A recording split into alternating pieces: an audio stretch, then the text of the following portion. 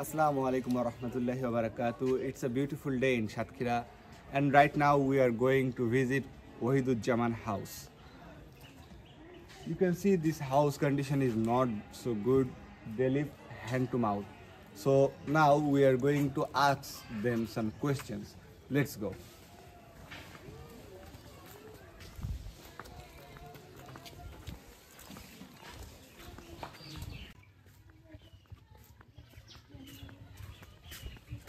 আসসালামু আলাইকুম। কেমন আছেন? আলহামদুলিল্লাহ। বসেন। এদিকে আসো। কেমন আছো?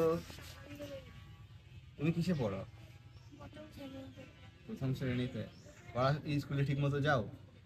আচ্ছা। নিয়মিত পড়াশোনা করো, ক্লাস করো? গুড। তুমি কি কোনো সূরা পারো? কি সূরা পারো?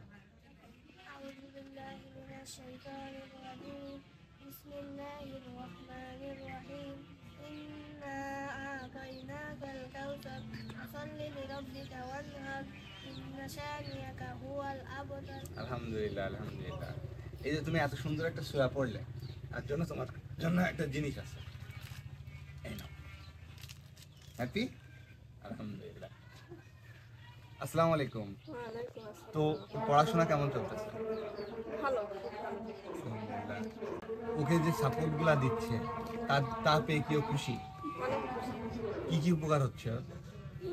ধরা মানুষের যদি কোনো সমস্যার ভিতরে থাকে, অভাব অভিযোগ কোনো জায়গাতে যদি সাহায্য পায়, তাহলে তো অনেক সুষম হয়, অনেক আনন্দিত হয়, বাচ্চারাও অনেক আনন্দ পায় যে আমি এই খাতা কলম কি যে কোনো জিনিস পাচ্ছি, কত একটা আনন্দ হয়। মা বাবারও অনেক সুষম হয়, আমাদেরও অনেক ভালো লাগে। এক জায়গাতে কোনো জায়গাতে একটা সাহায্য পেলে ভালো লাগে না?